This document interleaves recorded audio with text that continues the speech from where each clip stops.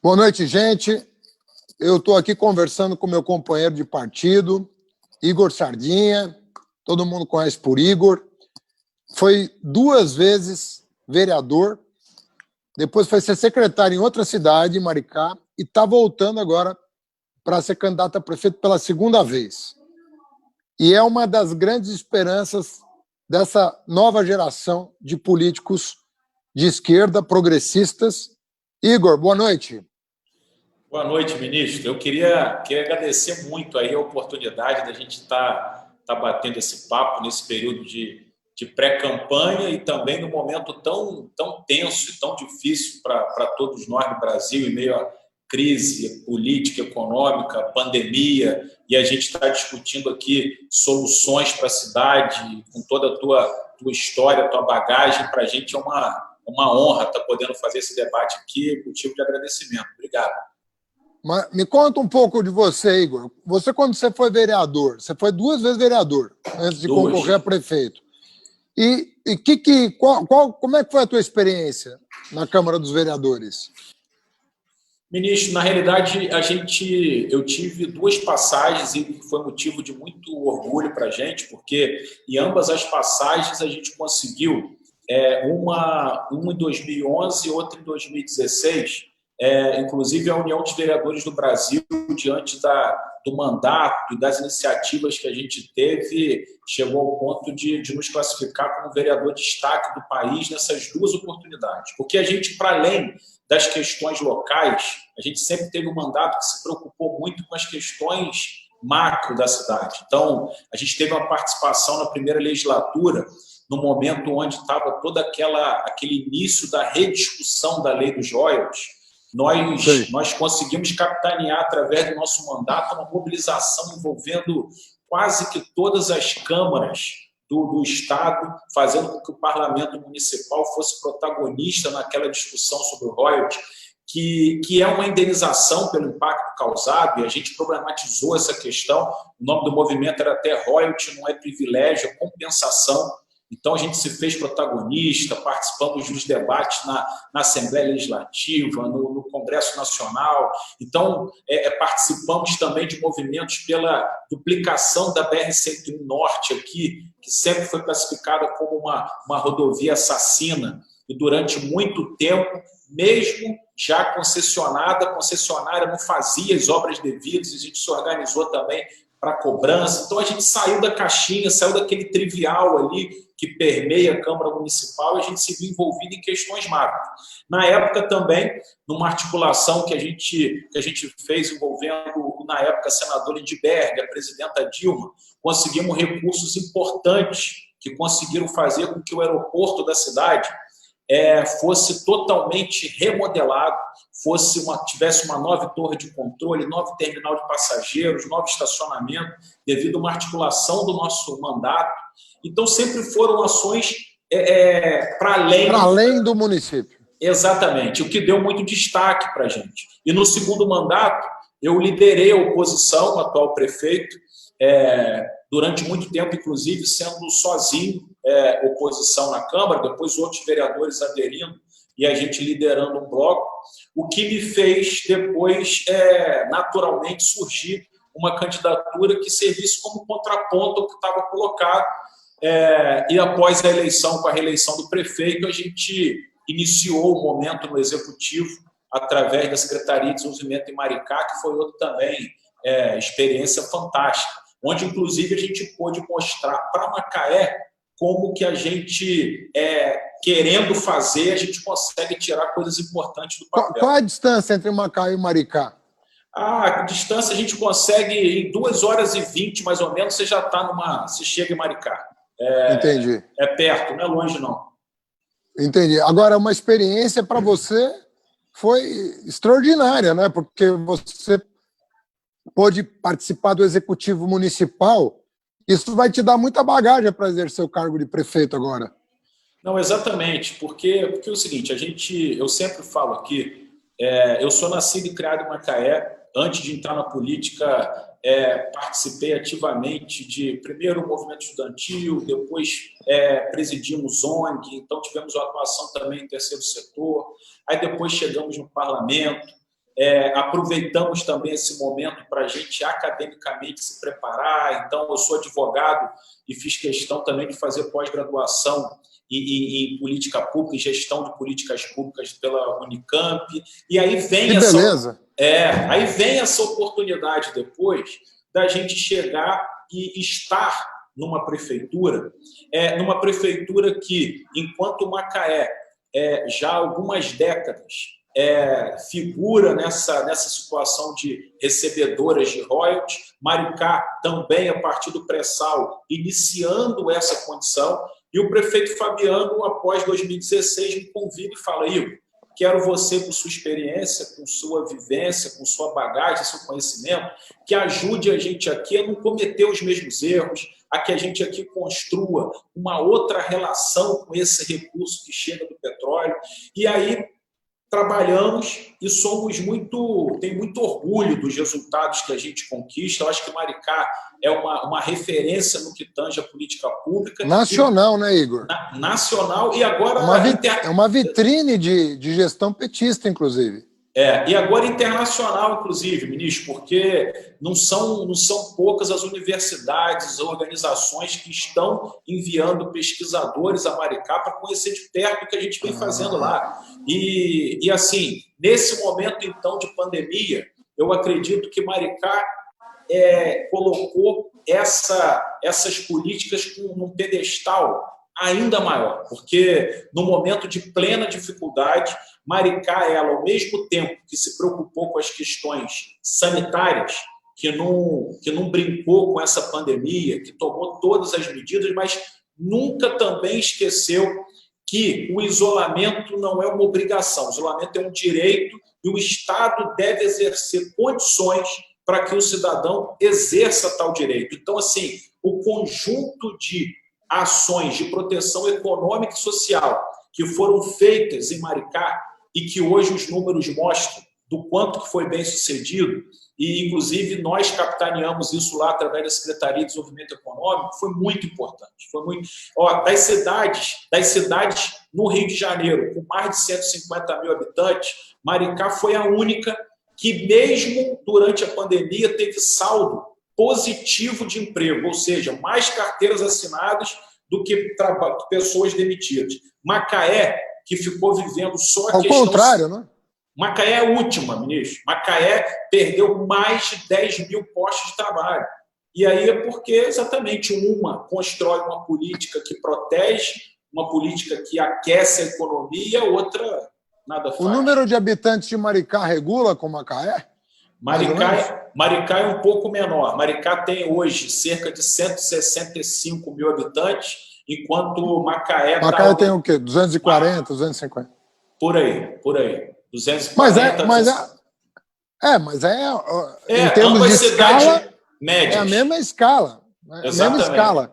Ou seja, você acha que as políticas públicas que você implementou em Maricá são replicáveis em Macaé? Eu tenho certeza, porque, na realidade, a gente está falando, o ministro, Macaé está dentro das 30 cidades... Me chama de Haddad, rapaz. A gente tem quase a mesma idade, pô. Porra, cara, eu estou acabadinho, mas, pô, calma aí. Não. Mas todo mundo que vai... Olha só, o seguinte, eu tenho certeza que elas são... É que nem Maricá e Macaé, é a mesma ordem de grandeza. É verdade. Olha só, na realidade é o seguinte, eu tenho certeza que são replicáveis, até porque Macaé está dentro das 30 cidades com maior receita no Brasil. Macaé tem mais de 2 bilhões e 200 milhões no seu orçamento de receita. Então, assim, é uma cidade que, enquanto Maricá hoje também tem um orçamento robusto, fruto da recente exploração da camada do pré-sal, Macaé já vem há mais de 20 anos tendo um orçamento com essa magnitude. Então, assim, é possível fazer. Agora, é preciso que queira fazer e é preciso que saiba fazer. Eu fico impressionado como que nas discussões políticas não se debata o fato de que 31,5%, segundo o IBGE, da população de Macaé, dessa Macaé que tem 2,2 bilhões de orçamento na prefeitura, que 31,5% ganha até meio salário mínimo.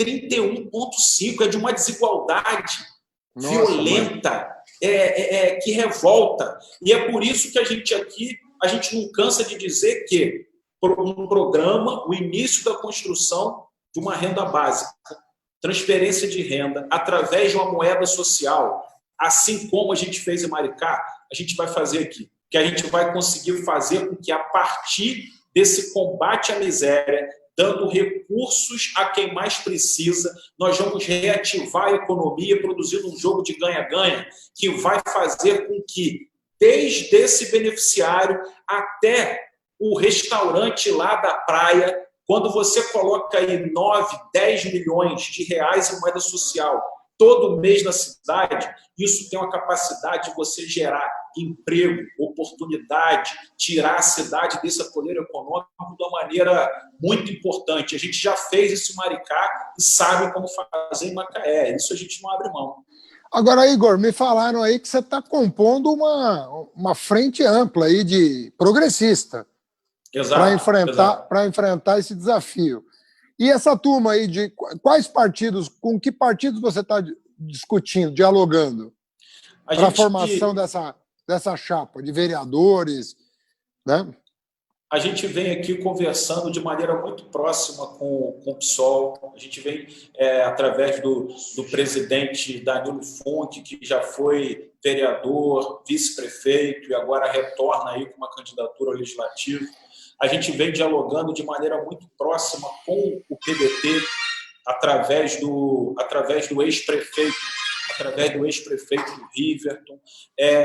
A gente tem conversas também com outras siglas como PTC, como o Avante, mas assim, os setores progressistas da cidade, a gente está dialogando muito de perto e conseguindo construir, Haddad, um movimento aqui que eu acredito que vai colocar esse combate à miséria, à pobreza, essa reativação da economia local, mas com justiça social na pauta da cidade. Eu acho que Macaé pode construir um novo modelo de desenvolvimento que vai ser bom para todo mundo, vai ser bom para a periferia, vai ser bom para a Zona Sul, porque a gente vai fazer com que as oportunidades surjam, com que os empregos apareçam, mas sempre através dessa indignação com uma quantidade tão grande de pessoas ganhando tão pouco e sem qualquer tipo de oportunidade. Não, e agora com esse desemprego medonho aí, né?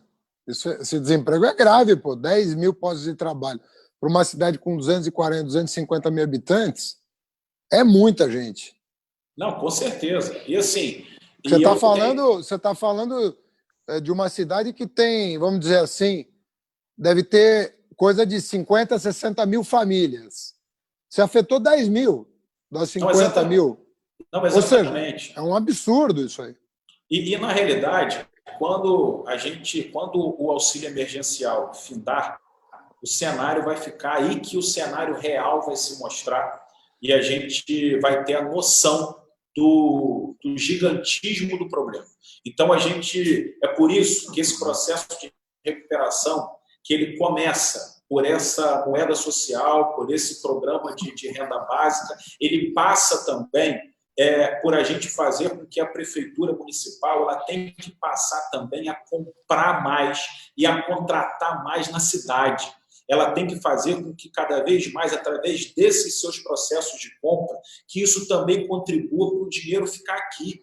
Porque a gente tem legislações e medidas e políticas que podem contribuir para isso. A gente aqui vem discutindo, por exemplo, uma nova forma de aquisição de material escolar e uniforme, que seja, inclusive, através dessa moeda social aqui no comércio da cidade. A construção de um programa que a gente está batizando de lixo por comida, onde a população separa o lixo para coleta seletiva, troca o lixo por alimentos hortifruti granjeiros produzidos pelo agricultor da cidade. Então, a gente diz para esse da região serrana da cidade, para a zona rural, pode produzir, que para além da merenda, que a gente vai para cumprir mais do que a cota de 30% de lei, nós vamos também comprar para colocar dentro do programa lixo por comida. Isso o dinheiro circula. E aí você recicla esse material? O que você faz com esse material?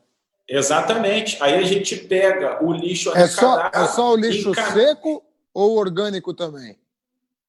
Não, a gente quer fazer, a nossa proposta é fazer com seco, com orgânico, encaminhar para compostagem, fazer a utilização de maneira plena. Você sabe que eu tenho composteiro aqui em casa? Eu não jogo lixo orgânico fora de jeito nenhum. Eu tenho composteiro aqui. Não jogo nada, transformo tudo em adubo. Não, e o lixo, e o lixo seco em São Paulo tem uma coleta específica. Tem uma hora que passa o caminhão que não vai para o aterro, que vai para usinar, né? Para usina de triagem. Então, a minha casa não produz resíduo. Uma parte vira adubo, outra parte vai para reciclagem. Zero de... A gente Não, na verdade, zero não. Sobra 10%, que é aquilo que não tem o que fazer. Né? Tipo isopor. Aqui na cidade a gente está extremamente atrasado em relação a isso. E a gente quer fazer com que esse processo de conscientização ambiental, de ação sustentável, que ele também se transforme num projeto social, porque como a gente vai levar isso para as zonas mais carentes, mais pobres, e vai transformar essa coleta seletiva e também essa troca por hortifrutigranjeiros vai ser uma ação social importante, sustentável ambientalmente e economicamente ainda fomentando a agricultura familiar, que vai ter a certeza de que vai ter ali a sua produção consumida. E aí a gente vai fazendo com que esses 2,2 bilhões da receita do município cada vez mais seja instrumento de desenvolvimento local. Então, claro que a gente vai construir as políticas econômicas macro. A gente tem aqui ainda um ciclo do petróleo que para a cidade é importante, oportunidades que surgem também na questão do gás natural, tem vários projetos aqui de termoelétricas, tem toda uma indústria que a gente pode trazer a partir do gás existente, cerâmica, fertilizante, que a gente pode trazer aqui para a montagem de um parque industrial interessante, mas para além de tudo isso, essa questão do dinheiro circulando aqui, moeda social, para além do macro, nós vamos fazer e transformar isso num grande diferencial. A gente acredita muito nisso. Aqui tem um projeto interessante, que é o poder público tem que ser apoiador e facilitador, que é um projeto do novo porto, que vai ser muito importante para aqui, para a economia do petróleo e gás, e a gente aqui acompanha de perto, a prefeitura tem que ser facilitadora disso. Então, se aproveita do petróleo e gás, fomenta a economia local, diversifica a matriz econômica com turismo, com outros segmentos da indústria, aproveita aqui, que aqui tem, Haddad, aqui tem um parque universitário também muito importante, tem muitas faculdades aqui, universidades públicas e privadas dentro da cidade, e que a gente pode, a partir de uma interlocução com elas, investir também Igor, muito... Eu não sei se foi a universidade ou o Instituto Federal que eu levei para Macaé na época que eu era ministro. Exatamente, foi isso mesmo. Foi o IFE. Eu não sei se foi um campus do Instituto Federal. Isso. Foi, né? Foi.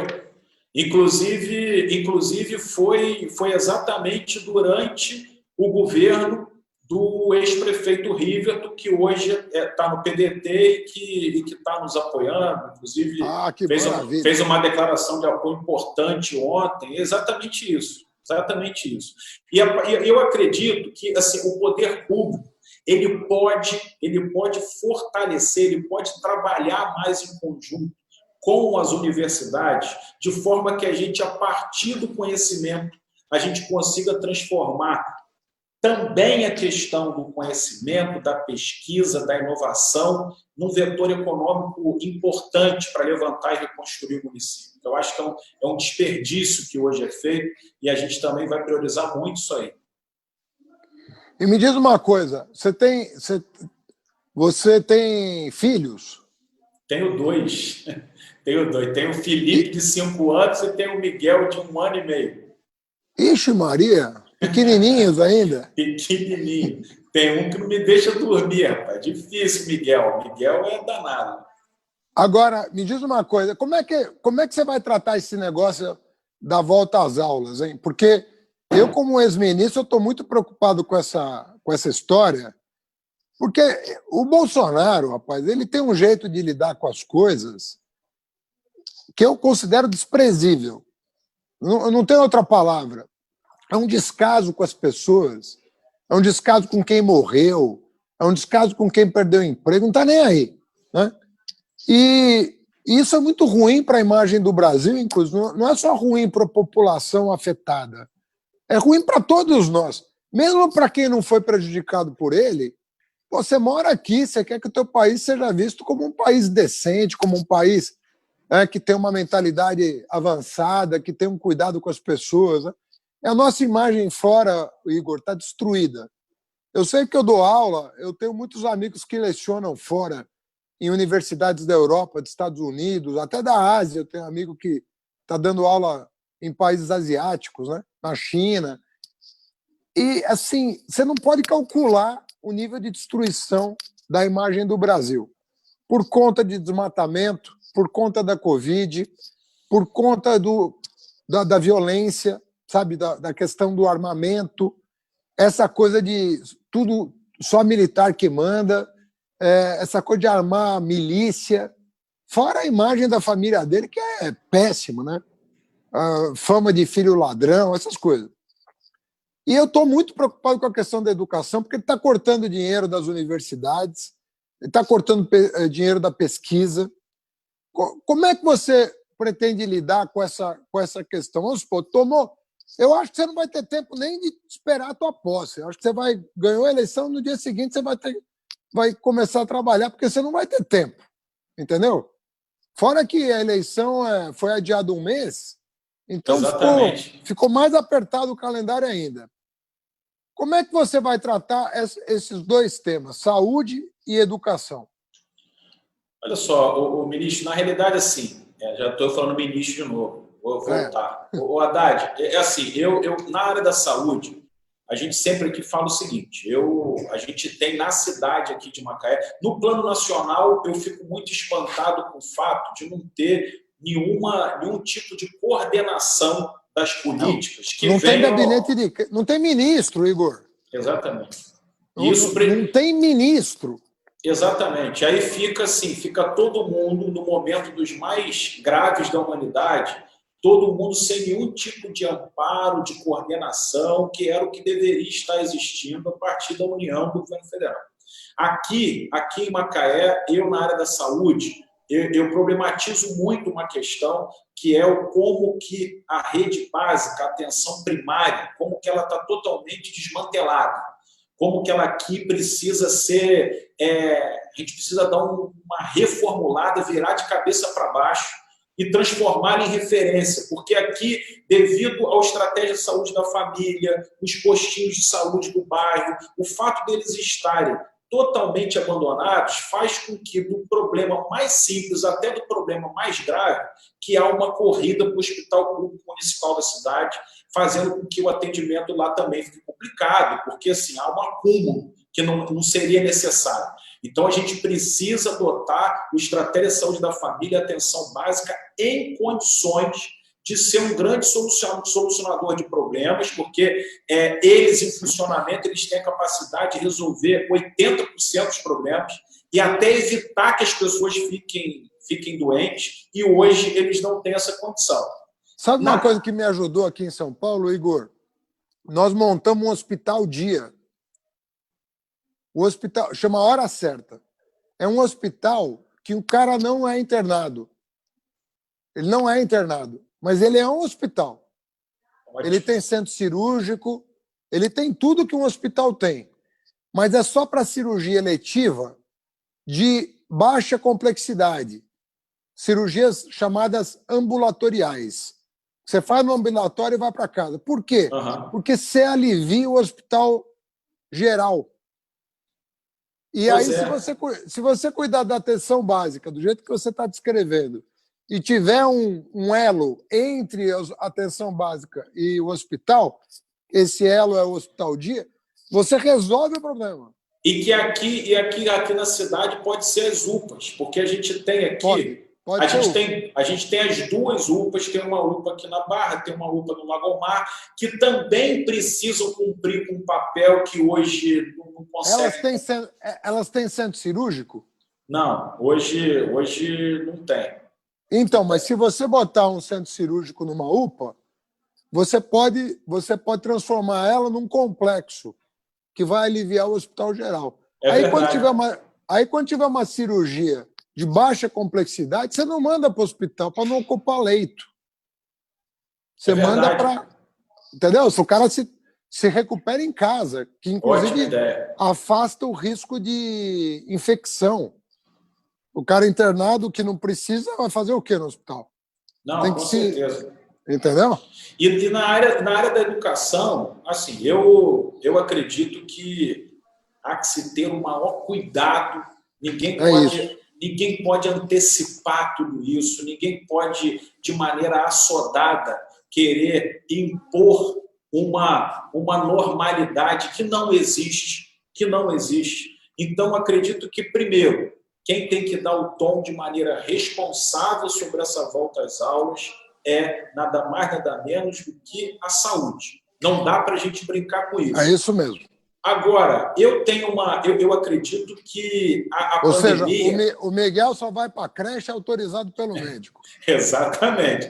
Até porque se falarem diferente também, a gente não vai... Porque é isso que vai acontecer. As famílias vão reagir também a tudo isso. A gente conversa e as pessoas falam, não vou mandar.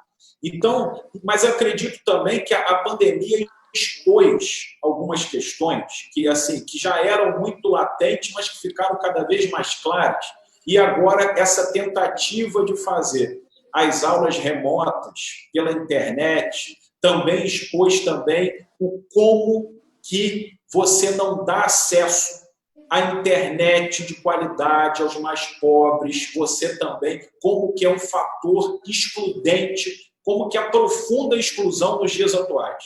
E eu acredito que, se você vê um cenário de pandemia se alargando, se você vai vendo que essa tentativa de controle da pandemia, isso está se estendendo, mais do que nunca você tem que iniciar um processo, que há muito tempo já deveria ter feito, de você fazer com que as comunidades mais pobres elas tenham acesso a equipamento à internet para que a gente não transforme essa desigualdade ainda maior no Brasil com essa questão educacional na pandemia. Porque quem tem recurso consegue agora, seja remotamente, seja através desses outros caminhos, consegue tocar o processo e a gente fica vendo o pessoal mais pobre com ainda mais dificuldade para chegar e acompanhar tudo isso. Ô Igor, sabe uma coisa que é rápida?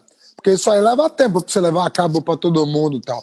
Uma coisa que eu fiz aqui em São Paulo que foi rápida, eu coloquei em 150 praças da São Paulo, é 12 milhões de habitantes, né? Então nós estamos falando aqui de uma cidade que é 4 vezes 2, 50 vezes maior do que Macaé. Nós fizemos 150 praças com internet gratuita. Ótimo.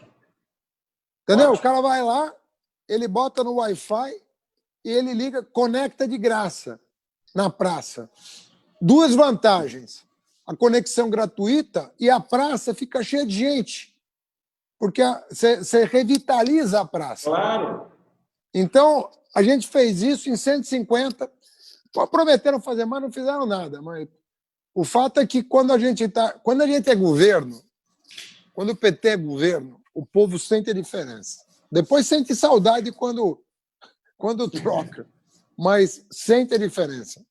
Não, e o seguinte, e acredito que para a gente chegar, essa ideia do Wi-Fi nas praças é fantástica. É tranquilo e é barato. Exatamente. Inclusive aqui em Macaé, uma coisa que tinha e que acabou foi a questão de lan houses públicas. Tinha um programa de lan house pública anteriormente e que acabou. A partir da chegada do prefeito, acabou. Mas eu acredito, para complementar essa ideia do Wi-Fi público nas praças, a gente podia, que aí eu acho que tem como fazer com celeridade, para o aluno da rede, você passar a ofertar tablets que você conseguisse também, porque se ele tiver o Wi-Fi, mas também você não contribuir com o acesso dele ao equipamento, também ele não vai Sim. conseguir. E aí eu acho que você conseguindo levar esse tipo de infraestrutura do Wi-Fi público e você chegar e dotá-lo de um equipamento ali mínimo, digno, para que ele possa chegar a fazer uso, acompanhar as atividades, enfim, eu acredito que a gente chega e reduz aí esse fosso. Muito legal. Um complemento importante aí que você está fazendo. Pois é, e vai ser um desafio. Eu acho que vai ser essa pandemia impõe a pandemia aliada a essa ausência de coordenação das políticas por parte da União impõe desafios grandiosos aí, mas que eu acredito que a gente está preparado para assumir. Você vai ter TV ou rádio aí? Ou os dois? Rádio, só rádio. Só rádio. Então, se você quiser fazer um programa de rádio comigo para veicular na campanha, você conta comigo aí que eu estou na tua campanha. Separa a agenda, então, que vai chegar demanda. Vai chegar demanda, com certeza. Não, cara, nós estamos precisando de gente nova. Você está com gás. O Miguel vai te ajudar, vai te deixar... Porque o Miguel, ao não te deixar dormir, você vai ter que trabalhar 24 horas para a cidade, entendeu? Não, Adalho, eu vou te dizer o seguinte, se tem uma pessoa que não me ajuda a fazer campanha, é o Miguel. Rapaz, ó, essa noite ele acordou 2 horas da manhã e só foi voltar a dormir 4. E eu na munheca balançando o carrinho e olha, aquele ali é duro na queda. É que nem meu Frederico. Você sabe que o Frederico, meu filho... Hoje meu filho está com 28 anos. Mas o Frederico, um dia... São Paulo é grande, né, bicho? São Paulo é muito grande. Um dia eu fiquei com tanta bronca dele que ele não dormia, eu botei ele no carro. Aí fui dirigindo, ele não dormia. Fui dirigindo, ele não dormia. Eu peguei estrada, eu saí de São Paulo para ele dormir. E eu falava assim, eu nem entendia o português, eu falava, eu só volto quando você dormir. Enquanto você não dormir, eu vou tocar 500 quilômetros aqui. E aí ele dormiu você.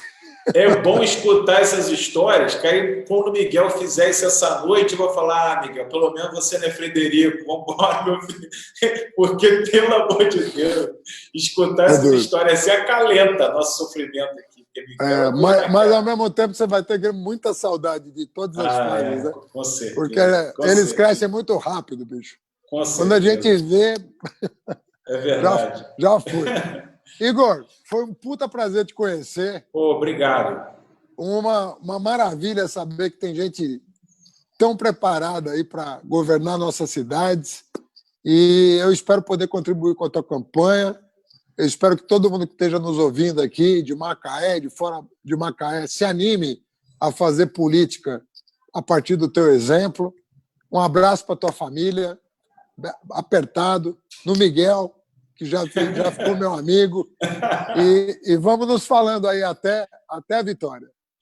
Muito obrigado, Haddad. Eu quero agradecer aqui para a gente, como eu disse no início, foi uma honra para você, a gente aqui tem a mais absoluta certeza de que você foi uma referência, um dos maiores ministros da educação do país e poder estar aqui dialogando contigo, prefeito de São Paulo, que foi premiado pela ONU pelo trabalho que fez. Então, assim, para a gente que estuda, respira política pública, que tenta transformar a política pública num espaço onde a gente consiga transformar a vida das pessoas, principalmente aquelas mais pobres, e a gente está dialogando com pessoas desse seu tamanho, para a gente dignifica, eu só tenho a agradecer. Tamo junto. Obrigado. Boa noite para ti, viu? Um grande abraço para você, Igor. Um abraço. Boa. Tamo aí.